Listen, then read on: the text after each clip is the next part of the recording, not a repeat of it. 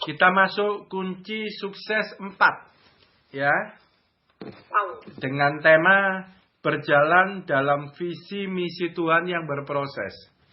Jadi di awal kunci sukses 1 sudah dikatakan bahwa visi misi Tuhan itu juga berproses di dalam hidup kita.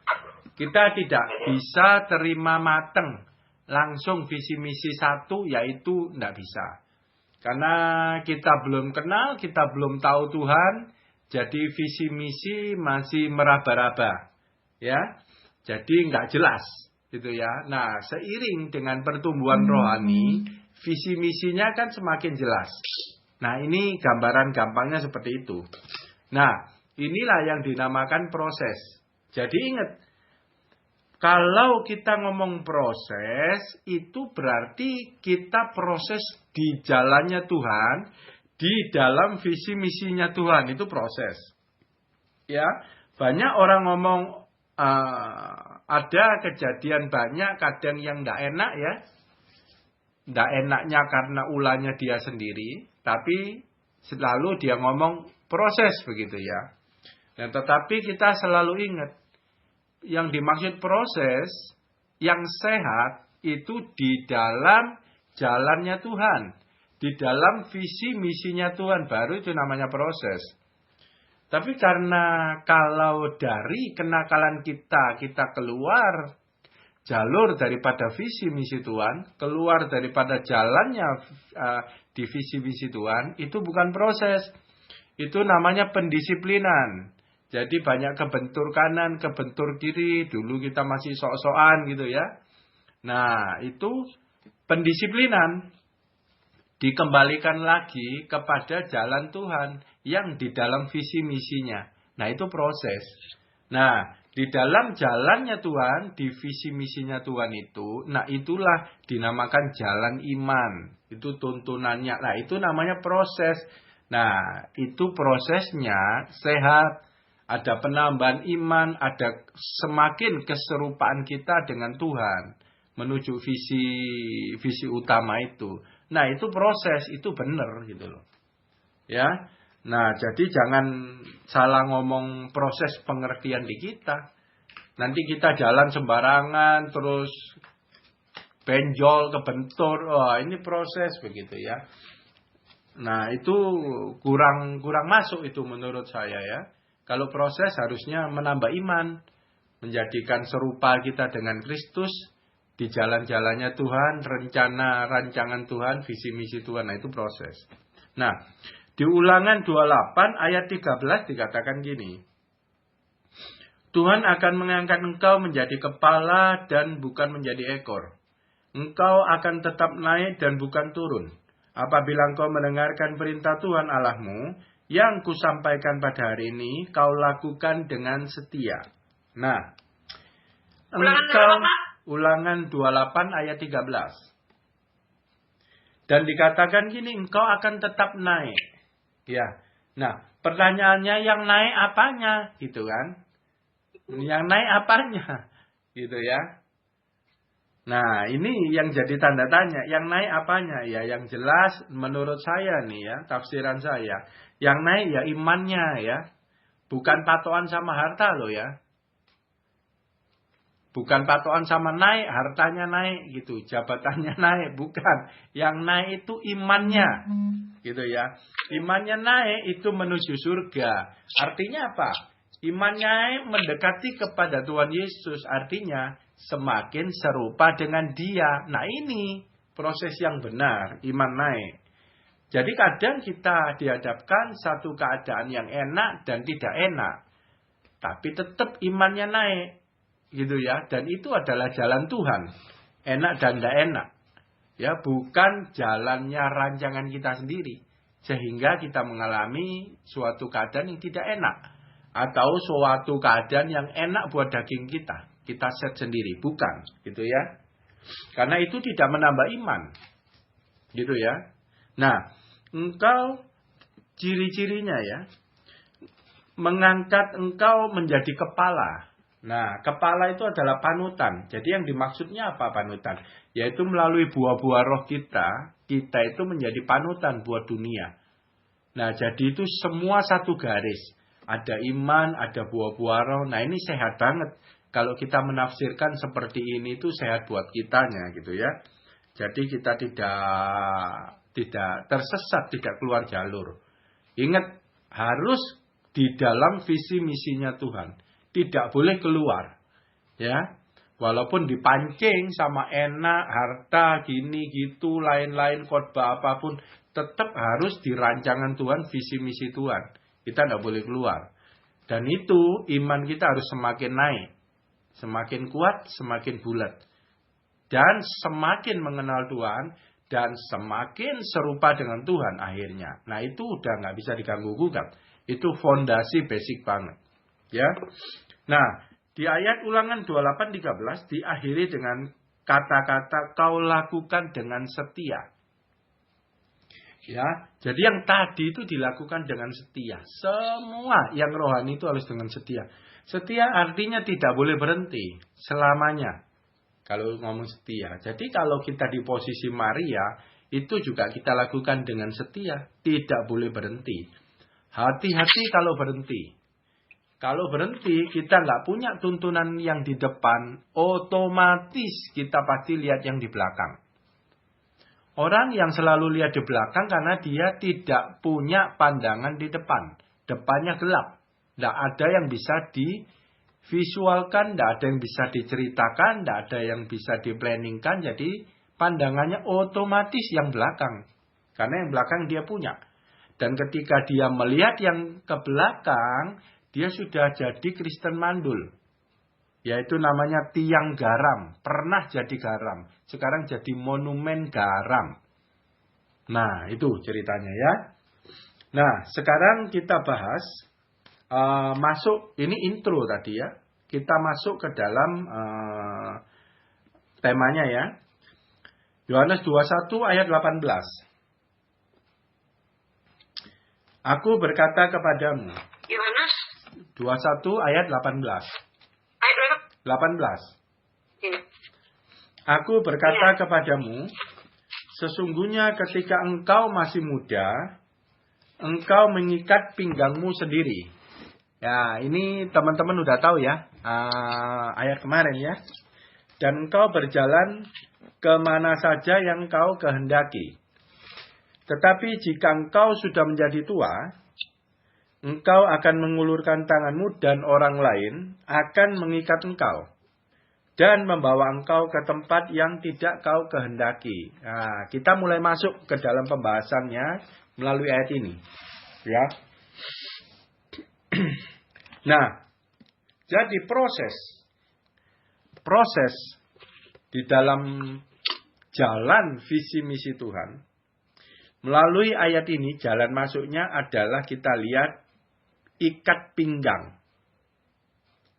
Waktu masih muda, kita artinya kita rohanikan ya. Waktu masih muda itu berarti masih anak-anak rohaninya.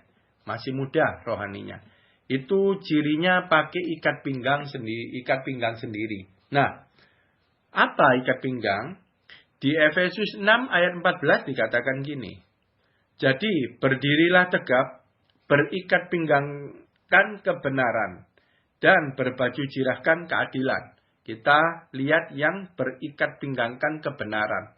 Jadi, rupanya salah satu perlengkapan senjata Allah itu ikat pinggang. Tuh, apa itu ikat pinggang? Nah, dijelaskan ikat pinggangnya itu namanya kebenaran. Kebenaran kita udah tahu. Firman yang keluar dari mulut Tuhan itu kebenaran.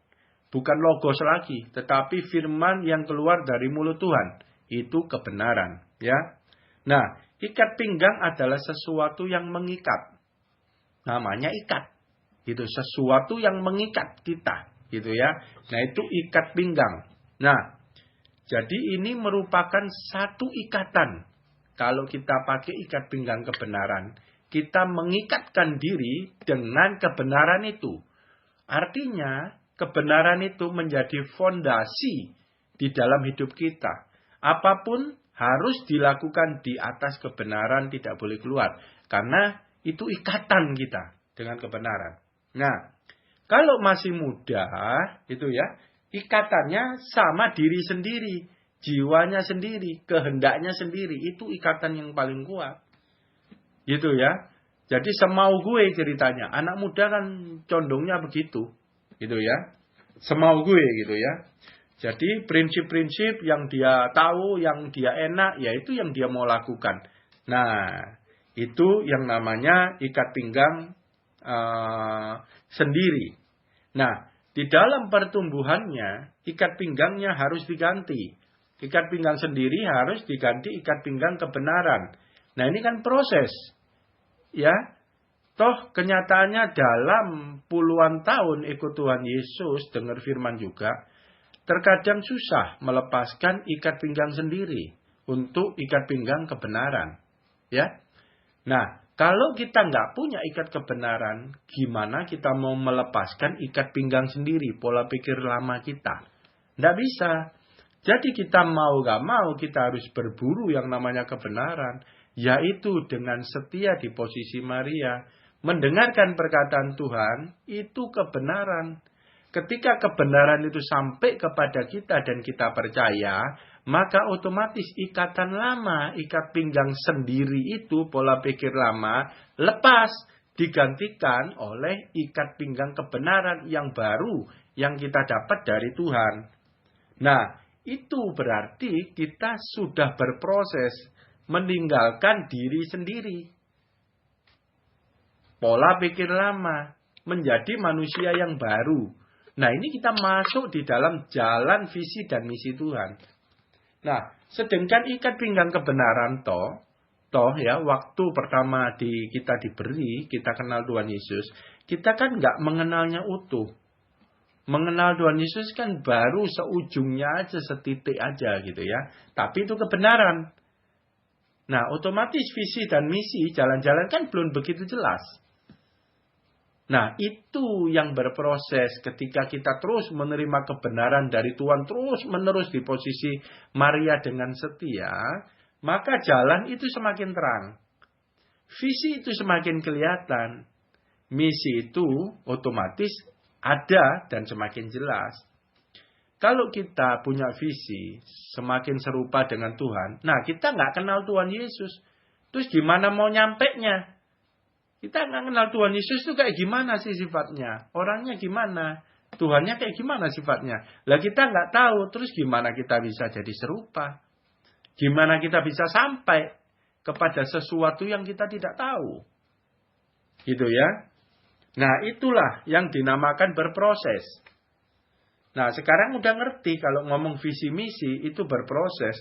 Berarti kalau kita mau sukses di dalam Tuhan, berkenan, ya itu kita harus berburu terhadap kebenaran itu. Gimana? Posisi Maria dengan setia. Karena tidak boleh berhenti. Begitu berhenti, tiang garam jadinya. Ya, dan beresiko tinggi kalau tiang garam. Ya, beresiko tinggi. Nah, jadi kita sebagai orang Kristen itu memasuki proses namanya proses pendewasaan. Muda jadi tua, anak-anak jadi dewasa. Ya, kalau secara rohani itu dewasa enggak ada tua, tapi secara fisik tua, tetapi secara rohani itu dewasa. Gitu ya. Nah, itulah proses. Jadi ingat, proses bukan kesusahan yang dibikin sendiri. Ya, atau kesenangan yang kita set sendiri. Seperti si bungsu terima berkat banyak, terus dia keluar foya-foya seneng-seneng. Dia ngeset sendiri kesenangannya. Itu keluar dari proses dia. Ya, terus akhirnya di kandang babi, itu juga keluar dari proses. Proses yang Tuhan mau dia keluar. Ya, jadi dibutuhkan pendisiplinan masuk di dalam proses Tuhan lagi. Di jalan-jalannya visi dan misi Tuhan.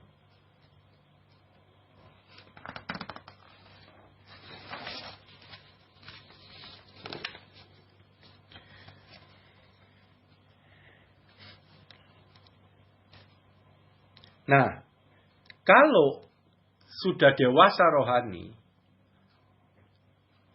itu diawali dengan kesadaran kita itu mengulurkan tangan dan diikat. Seperti tadi ngomong, ikat pinggang kebenaran itu merupakan ikatan. Jadi mengulurkan tangan adalah memberi diri untuk diikat kebenaran. Itu namanya, kalau di dalam bahasa orang Kristen kita rohani, itu namanya menghambakan diri. Ya, kita udah ditebus dari dosa. Kita mestinya masuk neraka, tapi sudah diangkat gak jadi masuk neraka. Bahkan jadi anak Tuhan, masuk surga.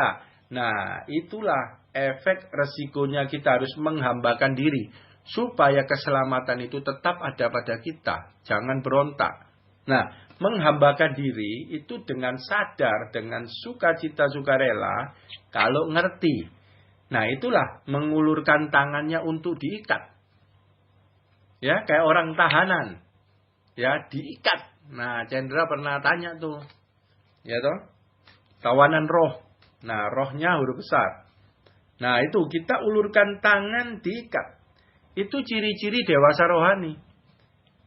Ciri-ciri dewasa rohani. Jadi dengan sukarela menghambakan diri pada Tuhan Yesus. Menghambakan diri berarti kan taat terhadap semua perkataan Tuhan. Ada di mana? Ya di firman. Begitu kan? Ceritanya. Nah, gitu. Nah, kalau yang nggak suka firman, nggak mau baca, nggak mau di posisi Maria. Nah, ini nggak mau menghambakan diri. Karena dia tidak menerima perkataan Tuhan, kebenaran. Dia tidak dengar-dengeran. Nah, terus apa yang dia taati? Yaitu pikirannya sendiri. Jadi terhadap Tuhan Yesus pun dia nebak-nebak pakai pikirannya sendiri. Seperti ini loh, begitu. Dan itu dipastikan meleset. Itu pastikan tersesat, itu keluar jalur. Tidak akan menjadi serupa dengan Tuhan Yesus, tidak bisa. Ya. Nah, jadi mengulurkan tangan itu untuk diikat. Diikat bukan berarti diam. Jadi maksudnya diikat untuk ditarik. Kita berjalan gitu loh. Ditarik ke suatu tempat. Ya, maksudnya begitu. Tempat itu yaitu visi Tuhan pasti gitu ya. Jadi di sana itu proses kehidupan, proses iman, proses perjalanan iman, pendewasaan rohani itu terjadi semuanya babak belur kita. Kita ditarik, diseret. Nah, kita menghambakan diri. Nah, itu pasti berontak. Di dalam ini berontak, nggak terima banget gitu ya. Nah, kerelaan mengikut dan pengertian itu membantu kita. Membantu kita waktu ngikut itu dengan rela karena kita ngerti. Nah, kadang yang nggak ngerti, nah ini yang sulit untuk menerimanya. Nggak ngerti. Dan dia masih memutuskan satu respon, dia memutuskan sendiri, bukan berdasarkan firman, bukan berdasarkan Tuhan Yesus. Nah, itu yang dimaksud semau gue. Nah, di sini kita sudah nggak ada hak untuk memutuskan kemana kita pergi, apa yang kita putuskan. Sudah tidak ada hak. Haknya sudah ada pada Tuhan. Gitu. Hidup kita total. Apa dan kemana Tuhan yang mutusi, bukan kita lagi. Ya, tangan itu lambang perbuatan. Tangannya diikat oleh kebenaran dan kita ditarik. Ya. Kemana yang tidak kau kehendaki. Boleh dibilang kemana tempat yang kita nggak suka. Siapa kitanya? Ciptaan lama, daging kita nggak suka. Menjadi serupa dengan Tuhan Yesus nggak suka, berseteru banget, gitu ya. Nah, Kisah Rasul 20 ayat 22 dikatakan gini. Tetapi sekarang sebagai tawanan roh, gitu ya, aku pergi ke Yerusalem. Aku tidak tahu apa yang akan terjadi atas diriku. 23, selain daripada yang dinyatakan Roh Kudus. Ya, yang dinyatakan Roh Kudus. Jadi kita itu diseret, jalan-jalannya itu dinyatakan Roh Kudus. Nah, Roh Kudus tidak berbicara dari dirinya sendiri. Dia berbicara dari apa yang dia dengar dari mulutnya Tuhan Yesus. Mulut Bapa. Mulut Tuhan Yesus, Sang Firman. Nah, dia dengar, dia sampaikan, nyatakan kepada kita. Nah, itu kita ditawan oleh perkataan kebenaran itu. Mengikat kita, tidak bisa, tidak harus kita ditarik. Kemana yang tidak kau kehendaki? Kita nggak mau di sana, tapi ditarik. Itu loh yang benar visi misi Tuhan, jalan-jalannya, yaitu itu dinyatakan oleh Roh Kudus. Kalau dinyatakan oleh Roh Kudus, apakah itu namanya kebenaran? Firman yang keluar dari mulut Tuhan. Dan waktu kita terima, apakah itu namanya rema? Apakah itu pewahyuan? Ya itu semua. Sama. Gitu ya. Nah, ini berbicara untuk sesuatu yang di depan. Kita ditarik. Langkah depanmu apa? Visimu apa? Misimu apa? Itu semua dari Roh Kudus pernyataannya. Ya gitu, kita ditawan oleh perkataan itu. Pernyataan Roh Kudus itu. Berupa rema semua itu menawan kita. Itu jalan-jalan depan kita. Nggak bisa kita hidup tanpa pernyataan Roh Kudus. Kalau kita nggak dengar-dengaran sama Tuhan, pasti kita noleh ke belakang. Karena kita nggak punya yang di depan. Di depannya gelap. Ya, pernyataan Roh Kudus yang kita percayai, itu ibaratnya pelita kita menyala. Itu seperti minyak yang sudah kita renungkan, pola pikir berubah, itu jadi perbuatan. Ya, seperti minyak menyalakan sebuah pelita. Pelita adalah firman, waktu kita percaya, itu jadi yang akan kita langkah, makanya pelita itu terang. Nyambungnya kan seperti itu. Ya. Nah, ketika kita sudah menghambakan diri, kita ngomong sama Tuhan, tangan sudah diikat kebenaran, ya. Baru itu bisa namanya membawa engkau. Ya, di ayat firman-Nya,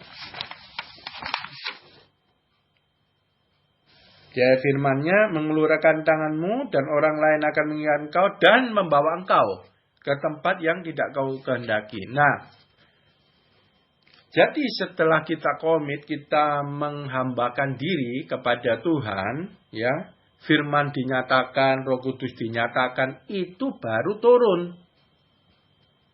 Ketika kita tidak mempunyai hati hamba, menghambakan diri, itu sama dengan kita mempunyai hati hamba, itu nggak turun pernyataan Roh Kudus. Karena sebenarnya kita bukan mau kenal Tuhan, bukan mau kenal jalan-jalannya. Tetapi kalau kita mempunyai hati hamba yang mau menyenangkan Tuhan, mau ikut apa kata Tuhan, baru itu pernyataan Tuhan itu turun. Nah, pernyataan Tuhan itulah yang menuntun kita itu terang, mau ke kanan, ke kiri. Nah, itu yang dinamakan firman yang di Petrus itu, membawa engkau. Itulah jalan-jalannya Tuhan. Sampai firman Tuhan ngomong, jalanmu bukan jalanku. Ya toh, setinggi langit dan bumi. Ya gimana ngukurnya tingginya langit dan bumi? Nggak bisa diukur. Artinya kita nggak bisa cari-cari. Kira-kira jalan Tuhan apa ya? Nggak bisa. Pasti Roh Kudus menyatakannya. Lewat apa? Posisi Maria kita denger-dengeran sama Tuhan. Nggak ada jalan lain. Gitu ya. Dan membawa engkau, ini jalan-jalan yang dinamakan terang ini adalah berbicara misi. Misi kan cara mencapai tujuan visi itu. Dan ini misi. Tuntunan dari mana? Ya dari rema lagi. Dari perkataan Tuhan, dari kebenaran Tuhan. Kita terikat di sana. Gitu ya. Nah, kita dibawa ke tempat yang kita nggak suka. Kan kita dibawa oleh Tuhan itu bukan dalam keadaan buta. Mata ditutup. Terus kita diseret, nggak lihat depan, bukan. Ya, Tuhan membawanya bukan cara gitu. Tuhan membawanya mata rohani kita diterangin. Gitu loh. Orang dunia nggak bisa lihat, kita bisa lihat. Nah, ke tempat yang tidak kau kehendaki. Tempatnya kita nggak mau, tapi kita bisa lihat. Jadi kita dalam keadaan bukan buta ditarik itu, ya. Justru kita dalam keadaan diberi terang, pelita yang menyala, depannya kelihatan. Nah, itu kita ditarik jalan-jalan itu, kita nggak mau. Ya, itu berbicara daging kita memberontak. Ya, tapi awal-awalnya itu berat, tapi lama-lama kalau sudah dewasa ringan sekali. Karena apa? Kita punya pola pikir, kita punya selera, kita punya apa-apa itu sudah sama dengan Tuhan. Jadi kita seneng gitu loh ya. Nah itu. Nah jadi ingat, membawa itu bukan dalam keadaan buta. Mata rohani kita dibuka. Terang seperti pelita itu oleh pernyataan-pernyataan Roh Kudus. Dan terang itu ketika terang itu terjadi itu yang namanya pengertian. Yang sudah direnungkan merubah pola pikir kita. Itu namanya terang. Selama pola pikir belum berubah, itu belum terang. Karena kita nggak ngerti. Dan belum terang, belum ngerti, nggak bisa berbuah. Sedangkan berbuah adalah perbuatan akibat iman. Ya. Nah, kita nyala. Kita terang di depan. Berarti jalan-jalan Tuhan itu tervisualkan di pikiran kita. Itu gambaran rohani teman-teman ya. Ini mesti fokus banget dengerinnya ya.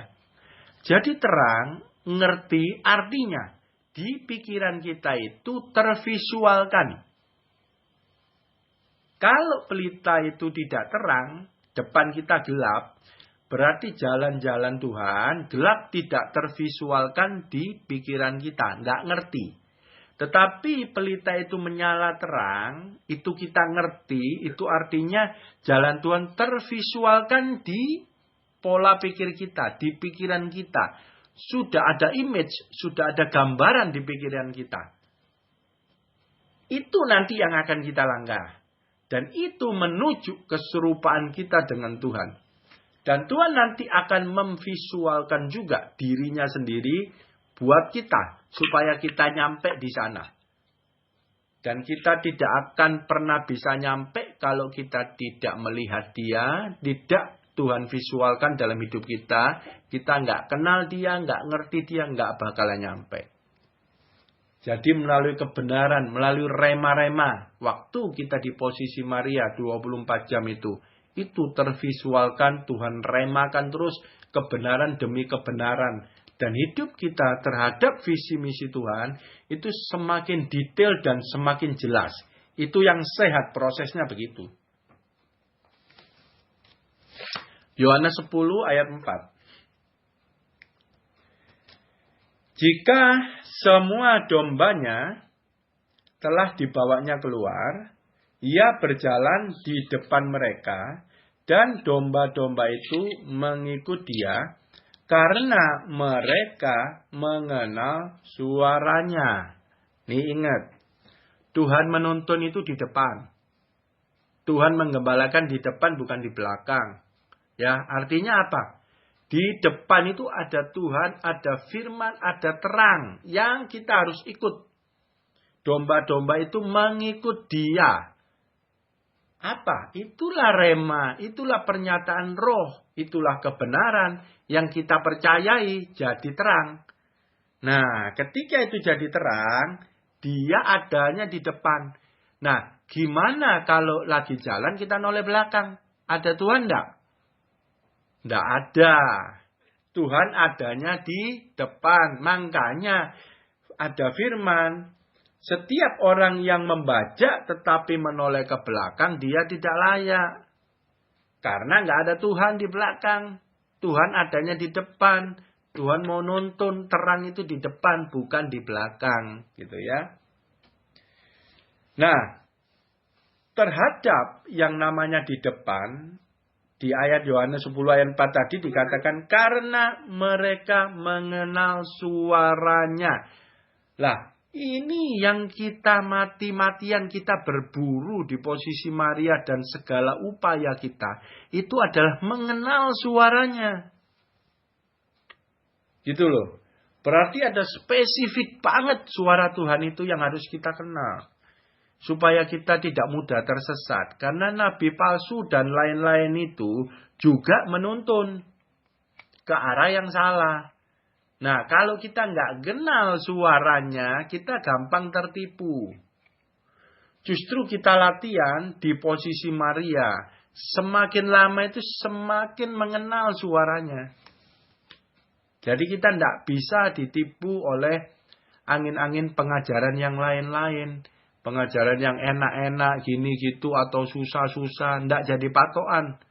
Kita harus mengenal suaranya, yaitu pribadinya. Dan itu menuntun kita melangkah ke depan. Ya, sangkutannya dari tadi, berbicara soal iman. Iman kita tambah naik, berbicara soal pribadi kita semakin serupa dengan Tuhan. Itu tuntunan. Nah, itu suaranya harus di dalam sana. Tidak boleh keluar sana. Dan kita berlatih. Kita sensitif. Kenal suaranya.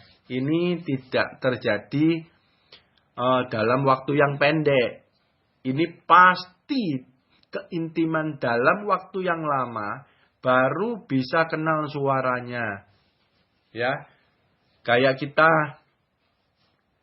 kita udah menikah lama nih. Kita ditelepon.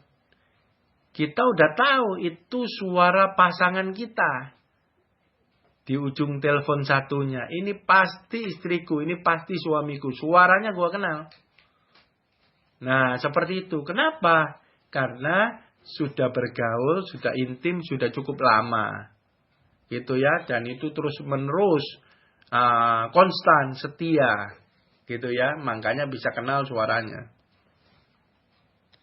Kalau dideskripsikan sulit.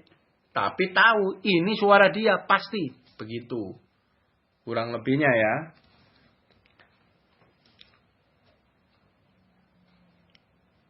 Nah. Banyak orang Kristen. Kadang. Ya. Dia gak punya visi. Ya. Dia tidak punya visinya Tuhan. Jadi menjalani kekristenannya pakai visi sendiri. Ya otomatis kalau visi sendiri ya misinya jalan-jalannya jalan sendiri. Tapi doanya ke Tuhan Yesus. Jadi di dalam doanya terus Tuhan Yesus disuruh backingin dia punya visi misi supaya terrealisasi. Kalau nggak kejadian marah. Nah ini kan nggak nyambung. Yang didoakannya apapun itu tidak nyambung. Tapi ketika kita visi misi, kita kenal suara Tuhan, jalan-jalan Tuhan jelas, semakin jelas, doa kita pun semakin nyambung sama Tuhan ngomongannya. Gitu loh. Nah kalau visinya aja sama Tuhan sudah meleset, apakah semua yang dikerjakan, semua doa-doanya pun jauh dari perkenanan Tuhan gitu loh. Tuhan mau ke kanan, dia mau ke kiri. Ya. Kadang banyak visi sendiri, pakai jalan-jalan Tuhan, ambil firman kanan, ambil firman kiri, comot-comot gitu ya. Dan akhirnya kacau-kacau sendiri. Ya, enggak bisa. Jadi harus tetap kebenaran pernyataan roh, yaitu rema pewahyuan itu yang membawa kita, menyeret kita. Kita ditawan oleh itu. Menuju ke tempat yang kita nggak kehendaki. Yang daging nggak mau, berlawanan dengan daging. Tapi mata kita dalam keadaan terbuka. Terbukanya melihat yang rohani, jalan-jalan Tuhan. Keserupaan dengan Tuhan, melalui pewahyuan, melalui rema-rema. Kita tahu muka Tuhan kayak gimana. Sifat-sifat Tuhan kayak gimana. Dan aku nyampe di sana. Maksudnya begitu. Ya. Nah, proses ini yang sehat visi misi itu adalah ikat pinggang kita diganti oleh ikat pinggang kebenaran. Nah, itu prosesnya. Ya, kita diikat oleh kebenaran itu. Itu menjadi fondasi hidup kita. Itu tidak gampang. Itu harus pelan-pelan kita dapat dari Tuhan. Terus kita gugurkan, kita punya ikat pinggang sendiri, pelan-pelan, satu area, satu step, satu area gitu, sampai bersih. Ya, itu namanya proses. Iman kita semakin naik, semakin mengenal Tuhan. Jadi wajah Tuhan semakin jelas, semakin detail di pikiran kita. Dan itu yang namanya bertumbuh, yang tadi diceritakan. Ya, jadi bertumbuh itu bukan sembarangan, harus di jalan Tuhan, harus mengarah kepada visi misi Tuhan, bukan di luar itu. Kalau nggak tahu visi misi, nggak jelas, nggak ada pertumbuhan, kita keluar jalur maka. Nah, Efesus 1 ayat 17. Dan meminta kepada Allah, Tuhan kita Yesus Kristus, yaitu Bapa yang mulia itu, supaya Ia memberikan kepadamu roh hikmat dan wahyu untuk mengenal Dia dengan benar. Nah, mengenal Dia dengan benar. Ada hubungannya ini. Pengenalan Dia dengan benar. Pernyataan roh. Itu yang namanya hikmat dan wahyu. Dan itu dinyatakan kepada kita untuk mengenal dengan benar. Dan itulah yang namanya rema, pewahyuan, kebenaran keluar dari mulut Dia. Manusia hidup tidak bisa dari roti saja, tetapi dari setiap firman yang keluar dari mulut Dia. Yaitulah hikmat wahyu. Jadi untuk apa? Untuk mengenal Dia. Kalau kita kenal Dia, berarti kita tahu visinya menjadi serupa dengan Dia. Kalau nggak kenal, kita kesasar nanti. Ya, jadi pengenalan Dia membawa kita semakin dekat serupa dengan Dia. Di jalan-jalannya Dia. Kita dibawa, diseret, tangan kita diikat. Itu hidup berbuah. Berbuah adalah hasil daripada roh. Roh Kudus dengan roh kita. Dan daging kita di sana tidak berkuasa lagi. Tetapi roh yang mengendalikan hidup kita. Roh yang mengendalikan tubuh kita. Ya, tubuh yang hidup ya. Nah, itu persembahan perjanjian baru, nyambungnya di sana. Oke? Jadi kita dibawa oleh roh. Ditawan oleh roh. Sekarang yang di ujungnya. Tempat yang tidak kau kehendaki. Jadi kita dibawa di satu visi, di satu tempat yang tidak kita kehendaki.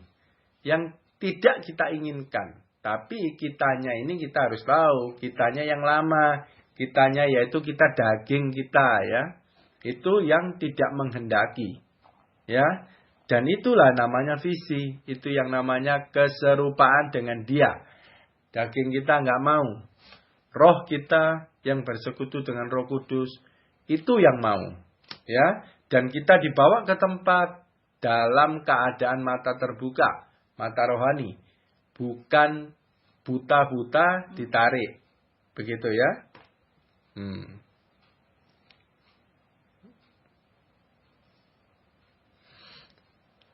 Oke.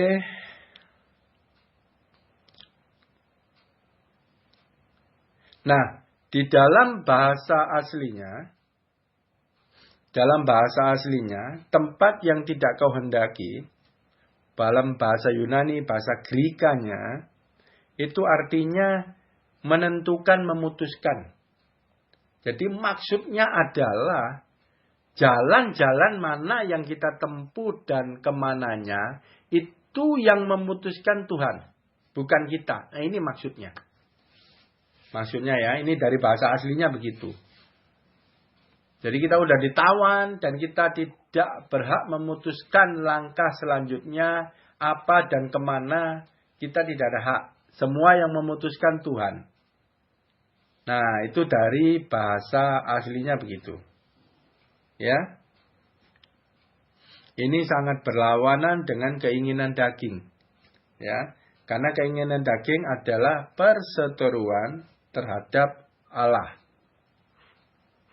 Oke. Nah, ingat teman-teman, Yesaya 55 ayat 8-9 dikatakan gini. Sebab rancanganku bukanlah rancanganmu. Jalan-jalanmu bukanlah jalan-jalanku. Demikianlah firman Tuhan. Seperti tingginya langit dari bumi, demikianlah tingginya jalanku dari jalanmu. Dan rancanganku dari rancanganmu. Jadi tidak bisa dibanding antara rancangan visi misi sama jalan-jalan Tuhan. Tidak bisa dibanding sama sekali. Karena kita nggak bisa ukur tingginya langit dari bumi. Ya, kalau kita ingat ayat ini, kita bisa jadi rendah hati. Kita bisa jadi minta tuntunan Tuhan. Kita nggak mau, kita mutusin. Tapi maunya Tuhan kasih petunjuk. Yang mana jalan yang harus saya pilih. Ya. Begitu. Oke.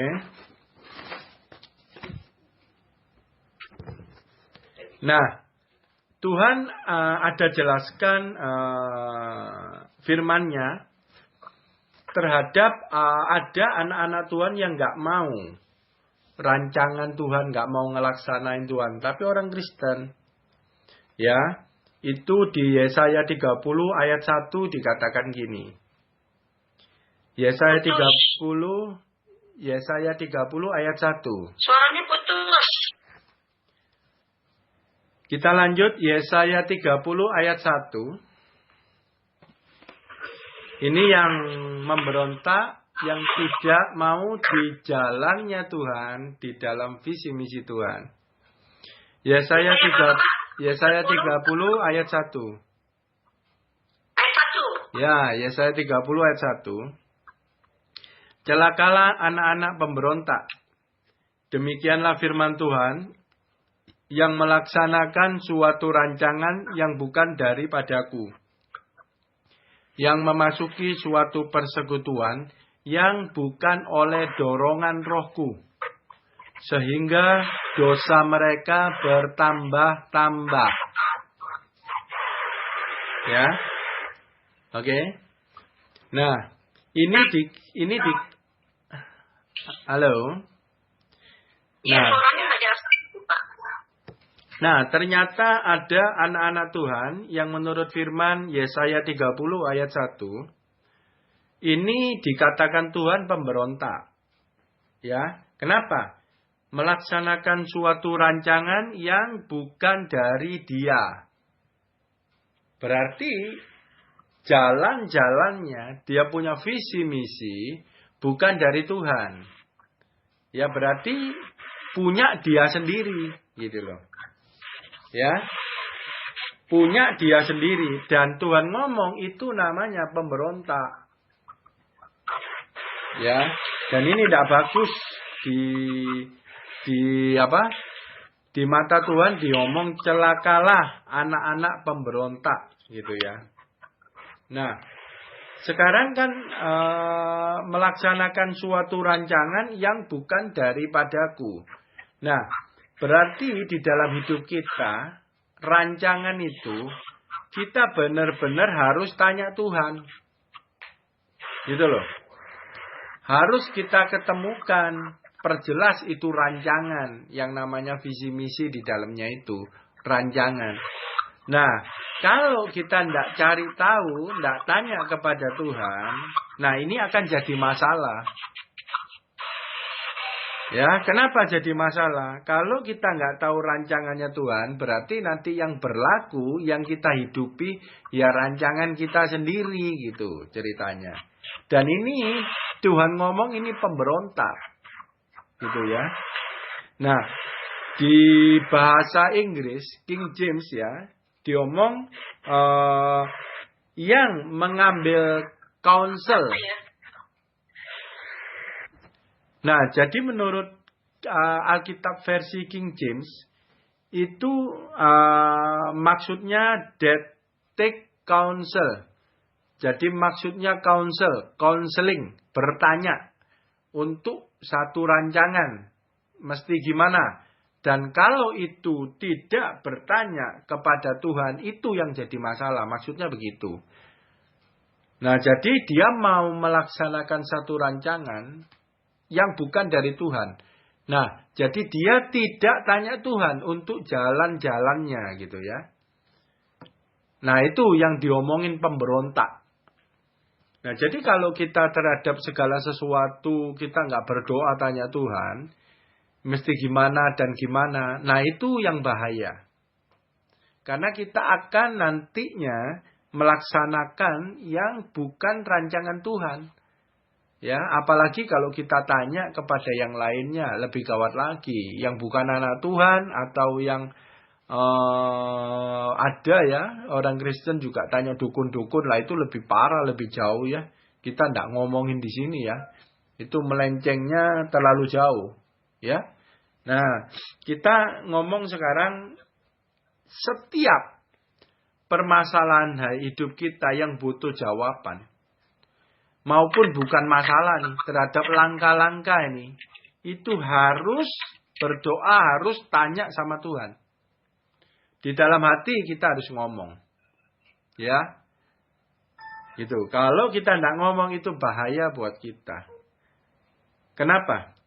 Diomong sehingga dosa mereka bertambah-tambah. Kalau kita salah melangkah di satu langkah, itu udah dosa satu. Dan langkah itu terus kita teruskan. Dan itu ke ujungnya dosa terus. Karena dari awalnya sudah dosa. Sudah tidak rancangan Tuhan. Itu aja udah dosa. Makanya dosanya bertambah-tambah. Nah terus ada hubungannya dengan keduanya. Di bahasa Indonesia kan ditulis yang memasuki suatu persekutuan. Yang bukan dorongan rohku. Ya, nah ini bahasa Inggrisnya, and that cover with a covering, but not of my spirit. Jadi di bahasa Inggrisnya maksudnya gini, sudah rancangannya bukan rancangan dia, dan covernya penutup, cover itu penutup pelindung, yang bukan dari rohku. Nah, rupanya jalan-jalan itu ada hubungannya dengan suatu roh. Ya. Dan itu ada roh perlindungan. Jadi kalau itu di jalan-jalan Tuhan, itu adalah jalan-jalan rohnya Tuhan.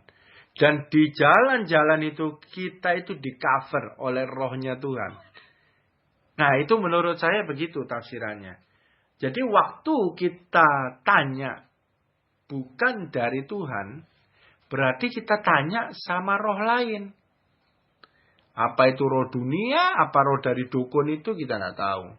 Nah jadi di jalan itu di cover oleh roh jahat itu. Maksudnya begitu. Makanya Tuhan ngomong ini celaka. Kalau kamu nggak tanya aku celaka. Kamu itu tidak tahu. Di depan itu gelap. Kamu tidak ngerti. Kamu harus tanya aku. Itu maksudnya. Nah, ketika tanya, jalan-jalan itu menjadi terang. Dan itu jalan-jalan yang ditudungi, di-cover oleh roh Tuhan. Roh Kudus. Itu jalan benar-benar, jalan mujizat, jalan luar biasa. Dan di sana semua kemustahilan bisa terjadi. Semua pemulihan bisa terjadi. Semua kelimpahan adanya di jalan itu.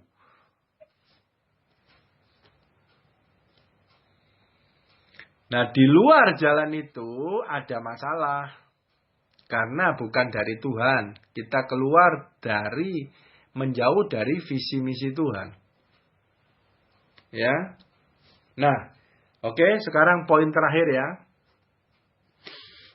Poin terakhir berbicara firman rema itu jadi terang. Jadi terang itu jadinya tervisualkan di dalam pikiran kita. Itu yang namanya mengerti perubahan pola pikir karena terang itu. Karena rema itu. Nah, itu namanya divisualkan. Ya, divisualkan. Oke. Kita lihat. Ini ada kisah nyata, 2 kisah nyata saya bacakan di firman Tuhan. Janji-janji Tuhan yang berupa sesuatu perkataan yang harus divisualkan. Ya. Kejadian 15, 1-6. Kejadian 15, 1-6, ayat 1. Kemudian datanglah firman Tuhan kepada Abraham dalam suatu penglihatan. Janganlah takut Abraham, akulah perisaimu, upamu sangat besar. Ini Tuhan datang, ya, kayaknya sih berupa seperti wujud karena diomong datang dalam suatu penglihatan. 2. Abraham jawab, ya Allah, ya Tuhan Allah, apakah yang akan engkau berikan kepadaku? Karena aku akan meninggal dengan tidak mempunyai anak. Dan yang akan mewarisi rumahku ialah Eliezer, orang Damsik itu. 3. Lagi kata Abraham, engkau tidak memberikan kepadaku keturunan, sehingga seorang hambaku nanti menjadi ahli warisku. 4. Tetapi datanglah firman Tuhan kepadanya. Demikian, orang itu tidak akan menjadi ahli warismu, melainkan anak kandungmu. Dialah yang akan menjadi ahli warismu. 5. Lalu Tuhan membawa Abraham keluar serta berfirman, coba lihat ke langit, hitunglah bintang-bintang. Jika engkau dapat menghitungnya, maka firman-Nya kepadanya, demikianlah banyak nanti keturunanmu. 6. Lalu percayalah Abraham kepada Tuhan, maka Tuhan memperhitungkan hal itu kepadanya sebagai kebenaran. Nah, ini kita lihat. Janji Tuhan, Abraham punya anak kandung. Ya, janji ini. Itu berupa perkataan, berupa rema. Ya. Nah, ini tidak bisa cuman perkataan tok. Tidak kuat. Harus divisualkan. Ya, ini jalan Tuhan loh ini. Ya, ini kita belajar supaya penggenapan rema-rema. Dan Tuhan membawa Abraham keluar, coba lihat ke langit. Lihat bintang-bintang, hitungnya. Jadi seperti itu anakmu. Nah, jadi janji-janji Tuhan itu divisualkan masuk di dalam otaknya Abraham. Jadi bukan perkataan tok. Divisualkan, digambarkan dengan cara Abraham suruh lihat ke langit. Ya, suruh lihat ke langit. Nah, tapi ingat, Abraham itu dibawa keluar dulu, baru bisa langit. Apa ini? Ini dicatat di firman Tuhan. Dibawa keluar. Keluar mana? Berarti waktu ketemu Tuhan itu Abraham di dalam kemah. Ya, tafsiran saya di rumah, di dalam kemah.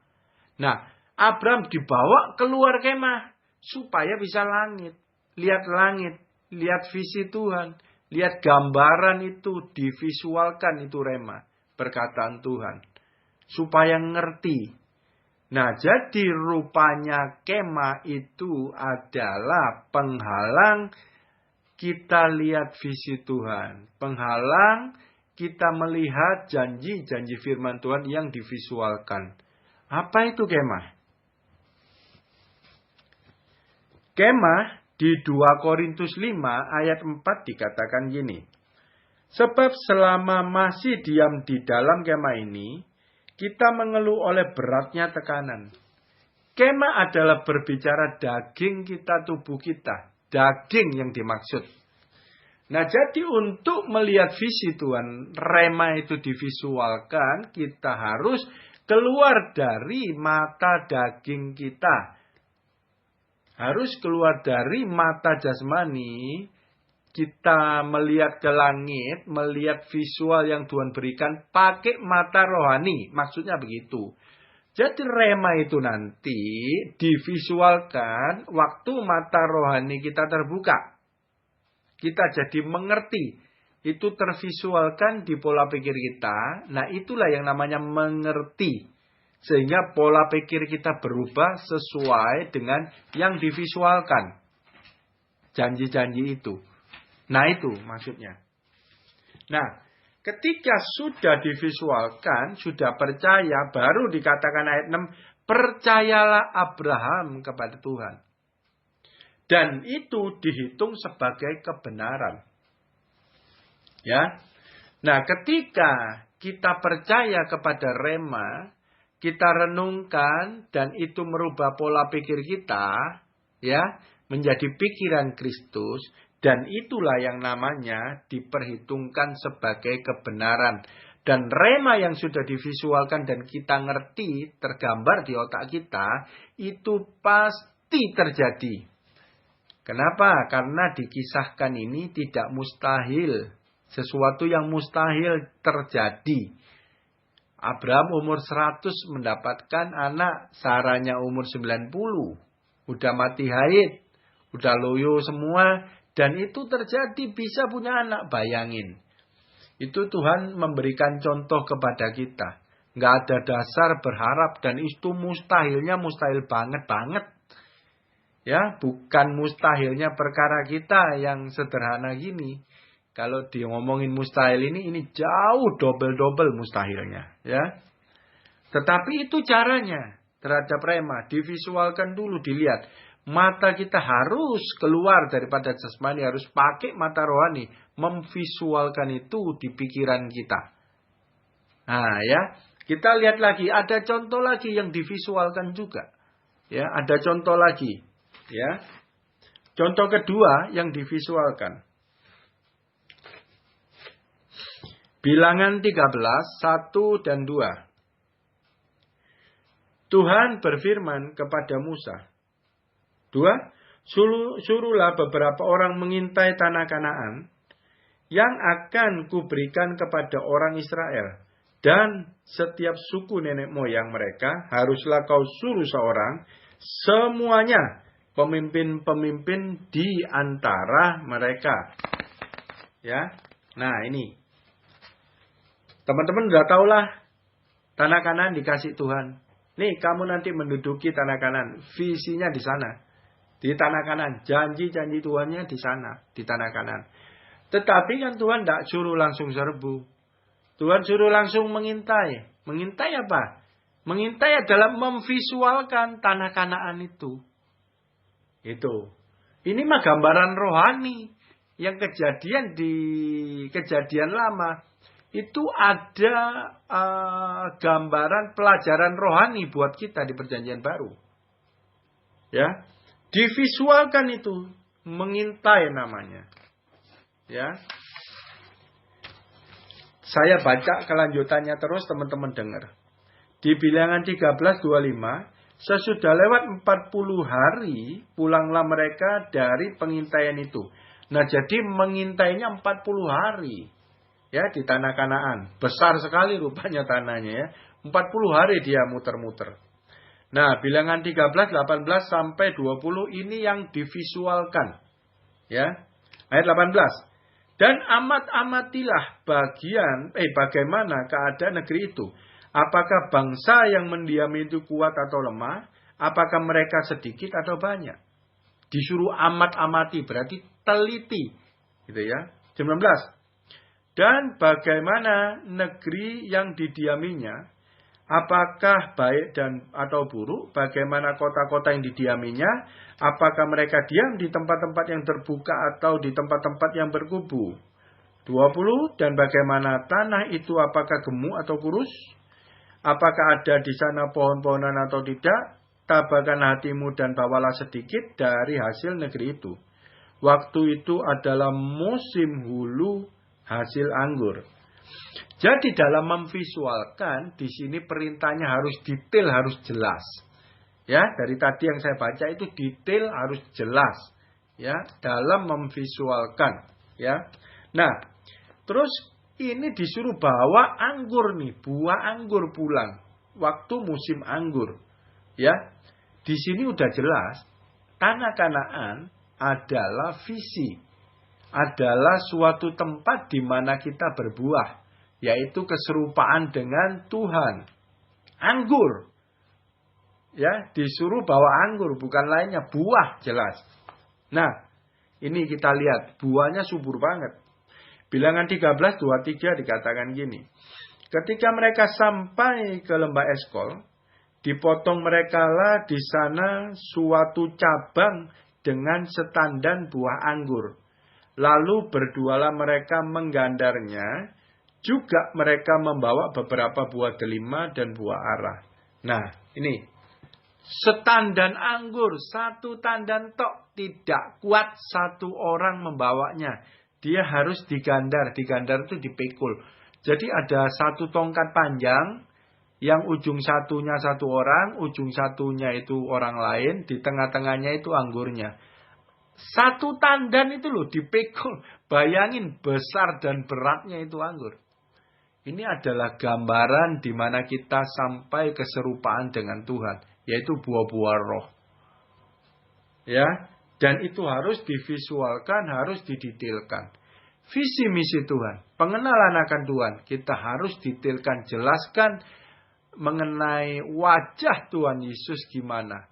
Karena kita harus sampai di sana.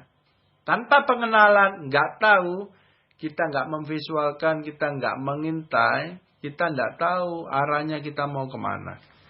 Karena Tuhan mau membawa kita bukan dalam keadaan buta. Keadaan terang, mata rohani kita melihat. Oke? Nah, terakhir.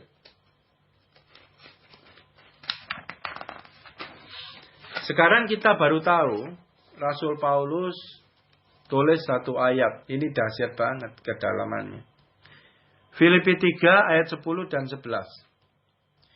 Yang ku kehendaki ialah mengenal Dia dan kuasa kebangkitannya dan persekutuannya dalam penderitaannya, di mana aku menjadi serupa dengan Dia dalam kematiannya, supaya aku beroleh kebangkitan dari antara orang mati. Nah, Rasul Paulus ngomong gini, kita udah tahu nih ayat ini hafal banget.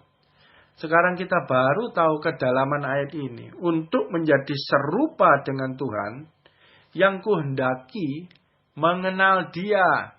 Rupanya kayak gimana? Kalau nggak kenal, kita nggak bakalan bisa serupa dengan Dia. Jadi yang tadi kita bahas semua, ya ini mengenai ini. Kita mau mengenal Dia. Lebih jelas, lebih detail visi misinya. Yaitu wajah Tuhan. Ya. Dan ayat 11, supaya akhirnya aku beroleh kebangkitan dari antara orang mati. Ini jalan yang benar. Ini tiket keselamatan. Jangan dilepas, ada di jalan ini. Di luar ini kita pemberontak. Karena kita tidak melakukan rancangannya Tuhan. Oke? Cukup sekian, udah selesai firmannya. Boleh mute-nya dibuka.